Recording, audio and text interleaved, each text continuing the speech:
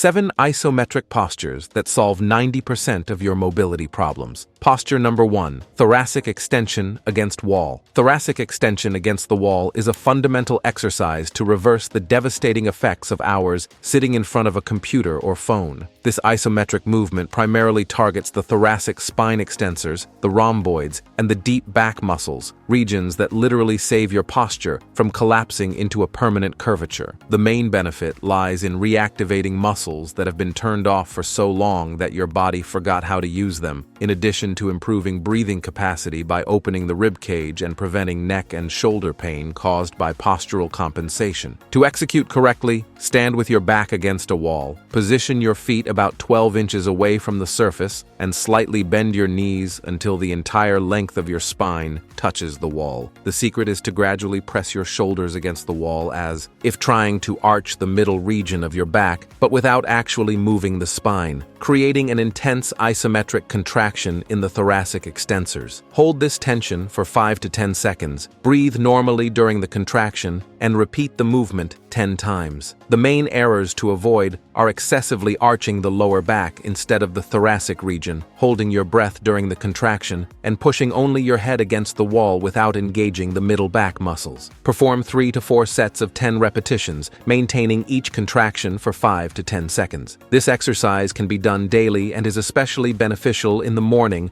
or after long periods sitting. There are no significant contraindications, but people with severe scoliosis or recent spinal injuries should consult a professional before practicing. Posture number 2, open book rotation. Open book rotation restores a movement that most people have completely lost throughout life. This exercise intensely works the thoracic spine rotators, the latissimus dorsi, the obliques, and the entire muscular chain involved in trunk rotation. The beauty of this movement lies in its ability to reverse harmful compensations, because when the thoracic spine loses rotational mobility, the lower back and shoulders try to compensate, inevitably leading to chronic pain and overuse injuries. In addition to improving thoracic rotation, this exercise increases shoulder mobility, improves respiratory function by expanding the rib cage, and prepares the body for sports movements that require rotation like tennis, golf, or throwing. To execute correctly, lie on your side with your knees bent at 90 degrees and your arms extended in front with your palms together. Keeping your knees and hips completely stable as if they were glued to the floor, open the top arm as if it were the page of a book, rotating the thoracic spine until the arm rests on the other side of your body. The goal is to get the top shoulder to touch the floor, but don't force beyond your current limit. Hold the final position for 30 seconds, breathing deeply and allowing gravity to work in your favor, gradually increasing the range with each exhalation. The most common errors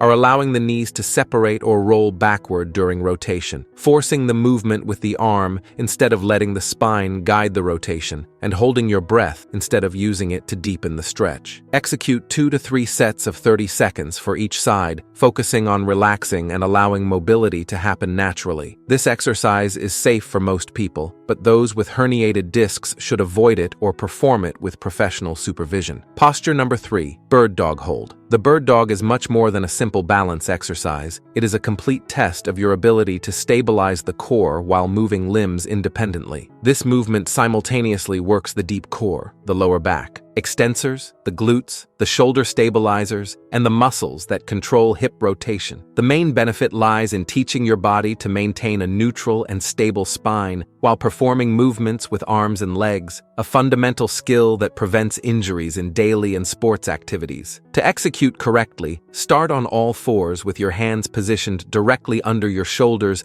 and your knees under your hips, maintaining a neutral spine position. Simultaneously extend your right arm forward and your left leg back, forming a straight line from your fingertips to your toes. The secret is to keep your hips completely level and parallel to the floor, as if balancing a full glass of water on your lower back without spilling a drop. Hold this position for 20 to 30 seconds per side, breathing normally and constantly adjusting to maintain perfect balance. The main errors to avoid are allowing your hip to rotate or tilt to the side, excessively arching your lower back. When extending your leg, raising your arm too high above the body line, and forgetting to actively engage your core for stabilization. Perform 3 sets of 20 to 30 seconds for each side, alternating between sides. To progress, gradually increase the hold time up to 60 seconds or add small arm and leg movements while maintaining trunk stability. There are no significant contraindications, but people with severe balance problems or acute shoulder injuries should start with simpler modifications. Before we continue, don't forget to subscribe to the channel and activate the notification bell. Having constant access to science-based information is what will make you progress with health in the long term in the world of exercise. Posture number 4, single leg balance. Single leg balance seems too simple to be effective, but don't be fooled by its apparent simplicity. This exercise intensely recruits all the stabilizers of the feet, ankles, knees, and hips, in addition to challenging the core and improving body proprioception. What makes this exercise particularly valuable is its ability to prevent falls, especially important as we age, and strengthen the small stabilizer muscles that are rarely worked in traditional exercises. Additionally, it drastically improves performance in sports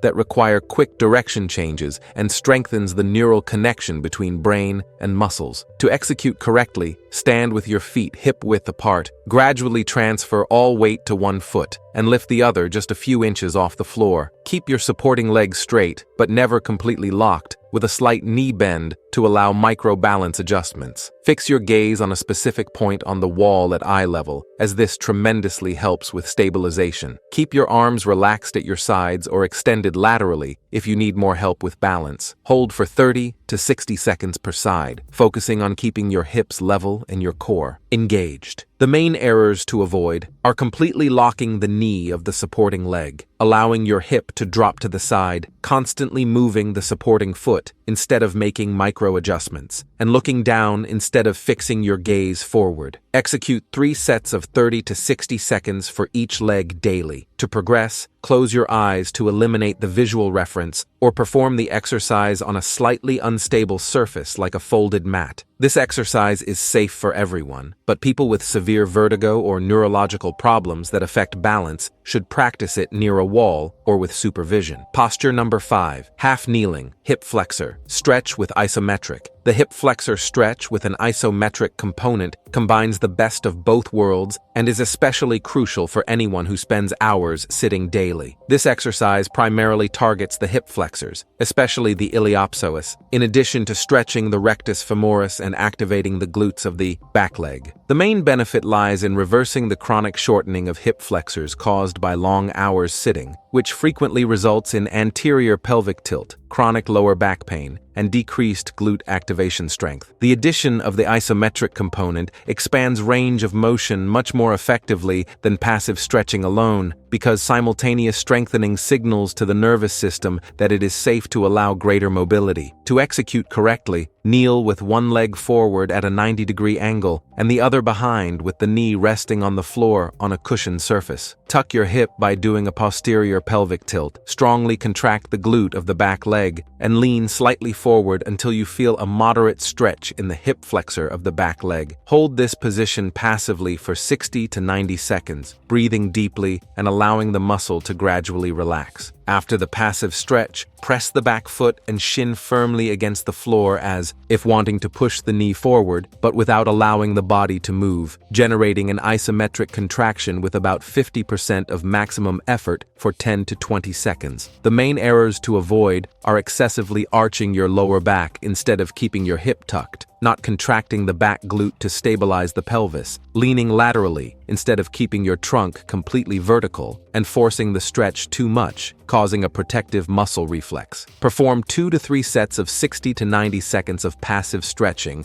followed by 10 to 20 seconds of isometric contraction for each side. This exercise can be done daily and brings especially good results when practiced after long periods sitting. There are no significant contraindications, but people with acute injuries to the hip flexors or groin should wait for complete recovery before practicing. Posture number 6, Copenhagen plank. The Copenhagen plank is a brutally effective exercise that most people have never heard of, despite its proven importance. This movement intensely works the thigh adductors, especially the adductor longus and gracilis, in addition to significantly challenging the lateral core and obliques. What many people don't know is that the adductors are crucial for hip stability, athletic performance, and groin injury prevention, but are frequently neglected in traditional training programs. Research demonstrates that adductor weakness dramatically increases the risk of groin injuries, especially in sports with rapid direction changes like soccer, basketball, and tennis. Additionally, strong adductors improve lateral stability during squats and lifts, protect the knees from excessive stress, and contribute to better sprint performance. To execute correctly, position yourself in a side plank with the top leg supported on a bench or elevated surface at knee height, while the bottom leg remains suspended in the air. Place your forearm on the floor, perpendicular to your body for support. Raise your hips until your body forms a completely straight line from shoulders to feet, keeping the lower leg suspended and active. The secret is to intensely contract the adductors to maintain the position and not allow your hips to drop. Hold for 15 to 30 seconds per side, breathing normally and keeping your core fully engaged. The main errors to avoid are allowing your hips to drop, breaking the straight line of your body, rotating your trunk forward or backward instead of maintaining perfect lateral alignment, relaxing the suspended leg instead of keeping it active, and placing excessive tension on the supporting shoulder due to lack of core engagement. Execute 2 to 3 sets of 15 to 30 seconds for each side. To make it easier initially, keep the lower leg resting on the floor until you develop enough strength to hold it in the air. To progress, gradually increase the hold time or add small hip raising and lowering movements while maintaining control. This exercise is not recommended for people with acute groin injuries or severe shoulder problems, and beginners should start with the modified version, keeping the lower foot on the floor. Posture number 7, glute bridge hold. The isometric glute bridge is a fundamental exercise to reactivate muscles that have literally fallen asleep after hours sitting. This movement primarily works the gluteus maximus, the largest muscle in the human body, in addition to engaging the hamstrings, spinal erectors, and core. The main benefit lies in awakening glutes that became inactive and weak due to sedentary lifestyle, a condition so common it earned the name gluteal amnesia. Weak glutes are one of the main causes of chronic lower back pain, hip, and knee problems, in addition to dramatically impairing athletic performance and the ability to perform basic movements like climbing stairs or lifting objects. Additionally, this exercise simultaneously stretches shortened hips, flexors, and stabilizes the lower back region, creating a perfect combination to combat the effects of hours sitting. To execute correctly, lie on your back with your knees bent, feet firmly planted on the floor hip-width apart, and arms relaxed at your sides with palms facing down. Push your heels forcefully against the floor and raise your hips until forming a completely straight line from shoulders to knees without excessively arching your lower back. The secret is to intensely contract your glutes at the top of the movement, as if trying to hold a coin between them, maintaining this maximum contraction throughout the hold. Hold for 30 to 45 seconds, breathing normally and resisting the temptation to relax your glutes. The main errors to avoid are excessively arching your lower back instead of maintaining a neutral spine, pushing your hips too high beyond knee alignment, not actively contracting your glutes,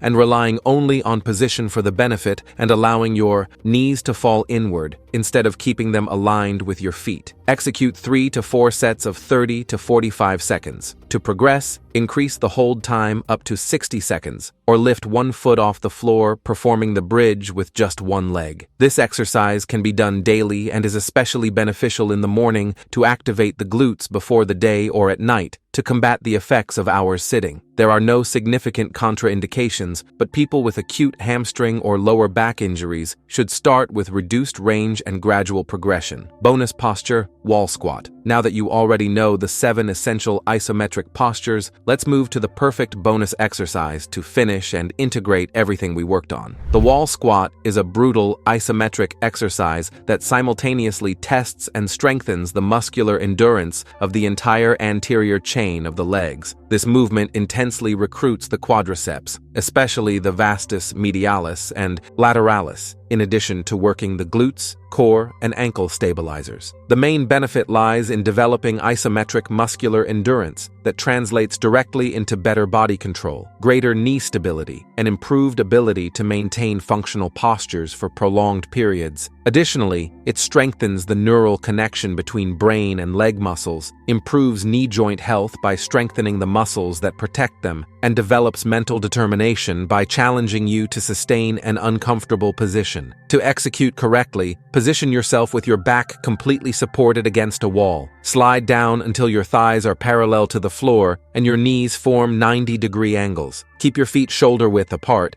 and positioned so that your knees are directly over your ankles, never extending beyond the toe line. Press your back firmly against the wall, keep your core contracted, and your arms relaxed at your sides or crossed on your chest. The secret is to distribute weight equally between both legs and maintain constant breathing even when your muscles start to burn intensely. Hold for 20 to 60 seconds, depending on your current conditioning level. The main errors to avoid are allowing your knees to extend beyond the toe line, overloading the joints, letting your knees fall inward instead of keeping them aligned with your feet, leaning your trunk forward, losing total contact with the wall, and holding your breath instead of maintaining constant oxygen flow. Execute 2 to 3 sets of 20 to 60 seconds. For beginners, start with smaller angles, descending only as far as you can maintain correct form, and gradually progress until reaching the complete 90 degrees. To advance, increase the hold time, or perform the exercise with just one leg. This exercise is safe for most people, but those with acute knee injuries or severe cartilage problems should avoid it or consult a professional before practicing it. If you enjoyed this and also want to discover stretches that heal years of neglecting your own body, we have a video appearing right now on the screen showing each of them better. Be sure to check it out. Thank you for watching until here, and may God bless you, my friend.